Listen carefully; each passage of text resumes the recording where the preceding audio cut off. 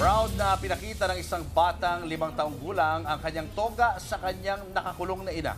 Hindi man nakapasok ang bata sa kulungan pero nasilayan nito ang ina sa bintana ng piitan. Nasa frontline balitang yan ang ating Mindanao correspondent na si Bril Montalvo.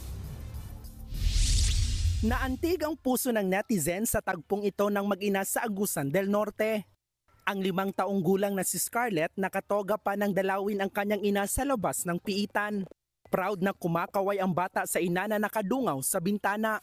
Ayon sa kaanak ng bata, ang tanging hiling ni Scarlett ay makasama ang ina sa kanyang moving up ceremony. Pero dahil nakakulong ito, ang kanyang ama ang kasama ng bata na umakyat ng stage. Yung makapunta ko siya doon sa mama niya kasi pakita niya daw yung ano niya na yung damit niya ba na nag-graduate siya, nakatuga siya. Kaya matapos ang seremonya, dumiretso ang mag-ama sa kulungan. Yun nga lang, hindi sila pinapasok dahil hindi pa oras ng dalaw. Dito na pumunta si Scarlett sa likod ng piitan para masilayan ang ina.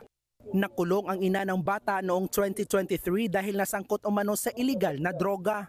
Sa kabila ng sitwasyon, hindi hadlang sa batang si Scarlett ang pader sa pagitan niya at ng kanyang ina. Mananatiling buhay ang kanyang pangarap na balang araw ay maging isang abogado. At higit sa lahat na balang araw ay muling makapiling ang kanyang ina. Nagbabalita mula sa Frontline, Bril Montalvo, News 5, Mindanao. Mga kapatid, Julius Babaw po. Iba na ang may alam at may pakialam sa panahon ngayon. Para sa Frontline ng mga balita, mag-follow at mag-subscribe sa social media pages ng News 5.